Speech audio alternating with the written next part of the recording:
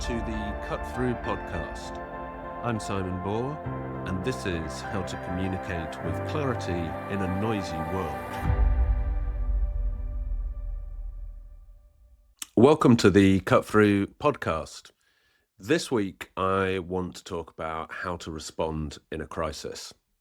And I want to start by taking you back more than 10 years to when I was Director of Media Relations at Heathrow Airport. It's Friday, 24th of May, 2013, 8:15 a.m., and I'm the first in the office that morning. We're in a new office building with great views across the runway.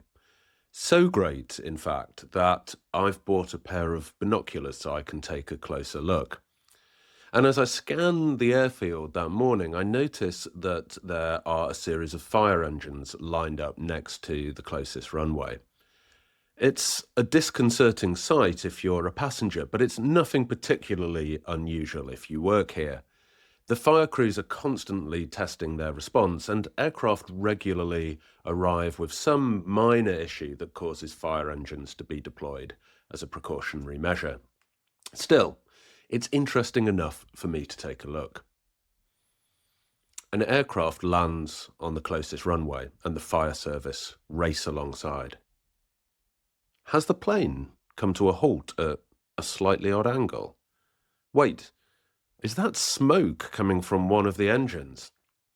Squinting through the binoculars, I see the aircraft's evacuation slides deploy and passengers starting to jump from the plane. There's a bitter taste in my mouth.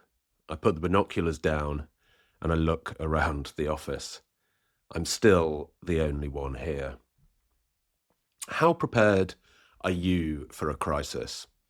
I have now led the communications response to plane crashes, terrorist attacks, bankruptcies, riots, even wars. Yet, every time a crisis hits, I still get a sinking feeling in my stomach and a taste of adrenaline in my mouth. However prepared you think you are, you know that this is the moment when communications matters most and where your skills are going to be tested to the limit. The time to decide how to respond to a crisis is not when one hits. Organizations that perform best aren't lucky, they're prepared. And I'll cover how to prepare for a crisis in future episodes. But today, I want to focus on how to respond to a crisis when you don't already have a plan. This is 5 steps to an off-the-shelf crisis plan. Simple and clear direction is the most important element in crisis response. So I'm going to make this as straightforward as I possibly can. So simple, in fact, that the idea is that you could bookmark this article or podcast and use it as an off-the-shelf crisis plan. I'm going to take you through 5 steps. Number 1, the crisis team. Form your crisis team. This is not a time for hybrid working. Quick and clear communication is going to be key to your response.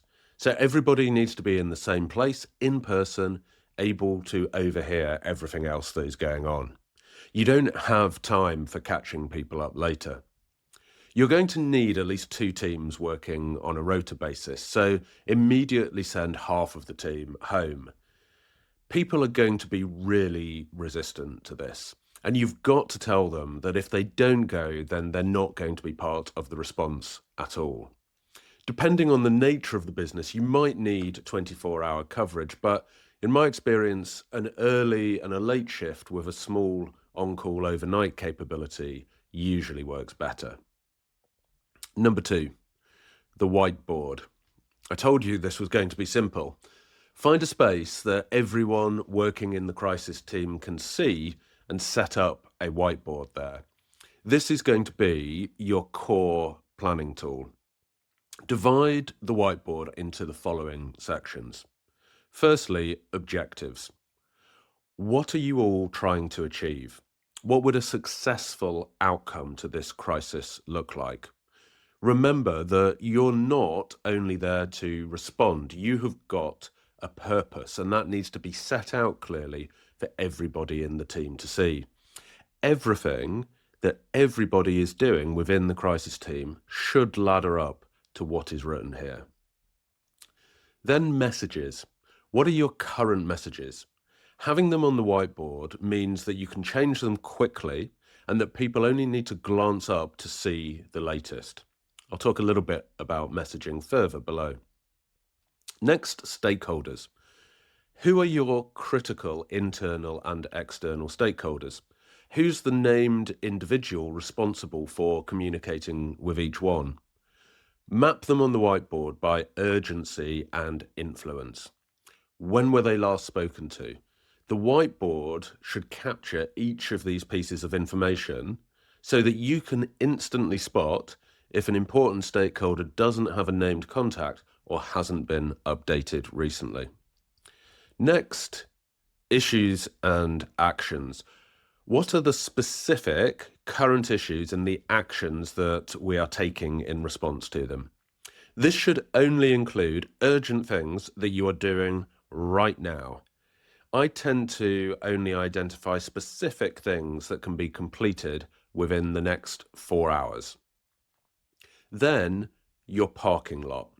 This is a section that details the other things that need to be done, but that you're not concentrating on in the next 4 hours. This matters because when people raise things that aren't urgent, it's important that they feel heard and feel they have an opportunity to put their views forward. But it's also important that these secondary issues don't become a distraction to the tasks in hand. Putting them in the parking lot means that you're not losing them, because after all, they do need to happen, but you're clear that no one is to work on these right now. Final thing on the whiteboard is who are the current team leads, who's responsible for sign-off, and when is the next team meeting. Who is accountable for each area of communications right now? Who's leading your monitoring, your media, your digital, your stakeholder content? Who is the overall crisis lead right now? Who has final sign-off on statements, social media messages, or customer communications? And when are the leads next meeting? These should all be captured on the whiteboard so that anybody coming into a crisis fresh or coming in on the new shift can easily see the current situation. Number 3 is the message. The UK government uses what's known as the Krebs method for its crisis messaging. When John Krebs became chair of the UK Food Standards Agency in the early 2000s, he faced a deluge of crises, from dioxins in milk to the infectious cattle disease BSE. And afterwards, he developed a strategy for messaging in a crisis. It's really simple and it works really well. The first thing is tell people what you know. Secondly, tell people what you don't know and be honest about any uncertainty right now. Number 3, tell people what actions you are taking and why you are taking them. Number 4, tell people what they should do and why. And number 5, tell people when you will provide more information. The aim of this methodology is to inform people, not to persuade. It's really useful because it acknowledges the uncertainty and the poor situational awareness that is often prevalent early in a crisis by being really clear about the fact that information may change. It also doesn't make decisions for people, but it gives them the facts to be able to make an informed and rational decision for themselves. This framework works superbly for operational crises. But when you're under attack for your integrity, your values, or your trustworthiness, a different framework applies. In a reputational crisis, both your tone and the content need to change. So I would focus on 5 things for your messaging in a reputational crisis. Number 1 is care. Acknowledge the concern that people feel. Start with empathy and show you understand the criticism and the emotion involved. While it's important to refute any inaccuracies quickly, don't rush to defensiveness. This risks appearing indifferent and can make matters worse. So, for example, saying we understand why people are angry can lower the temperature without conceding any ground.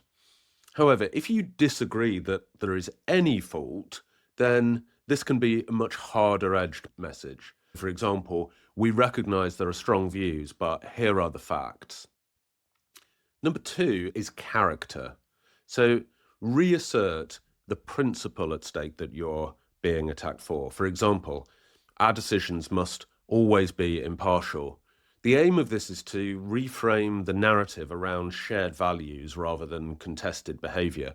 It reminds people of what you stand for and why you're worthy of their trust in the first place. Third is credibility. So explain the facts with proof rather than assertion. Your credibility is going to come from clear evidence or from third-party validation, probably a combination of both. So what's the data that supports your case?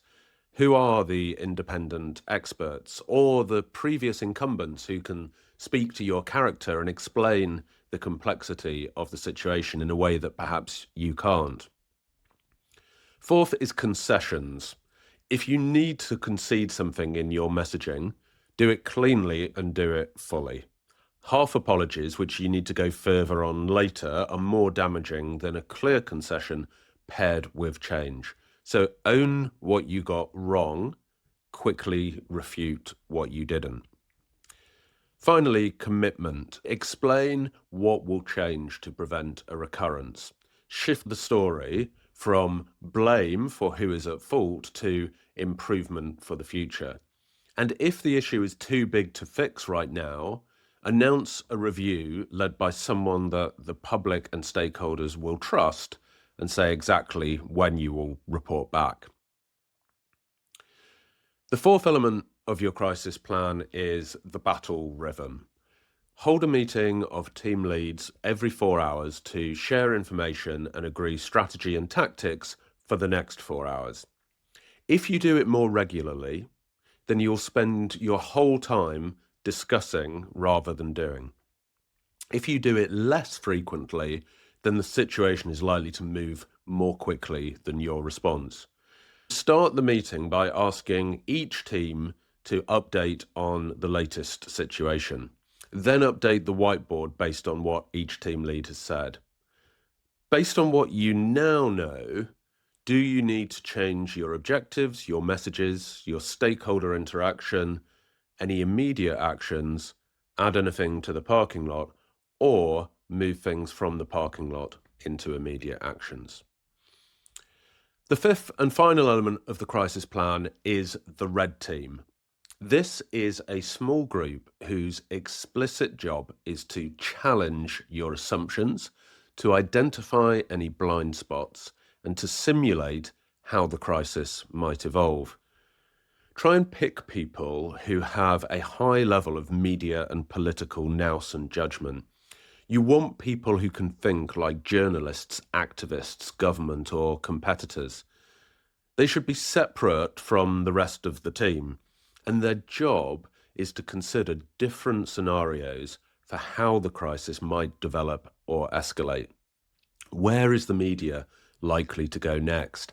How might government, shareholders, major customers react? How could competitors take advantage of the situation that you find yourselves in? How could the assumptions that you're working to be wrong? Who might be the supporters that we could call on that we haven't considered? This can be done through crisis preparedness exercises such as pre-mortems, and I'll cover in a future episode how to run one of those. That's it. You can find lots more detailed guides to crisis response leadership, but in my experience, these are the critical, practical things that make most difference once you're actually in a crisis. It should be everything you need to coordinate a crisis team and respond in a coherent and effective manner. So, when the adrenaline hits and the stakes are high, remember that your first job is to organize, your second is to inform, and your third is to build trust. Anything else is an unnecessary complication. I hope that was helpful. I hope you enjoyed reading it or listening to it. And until next time, take care.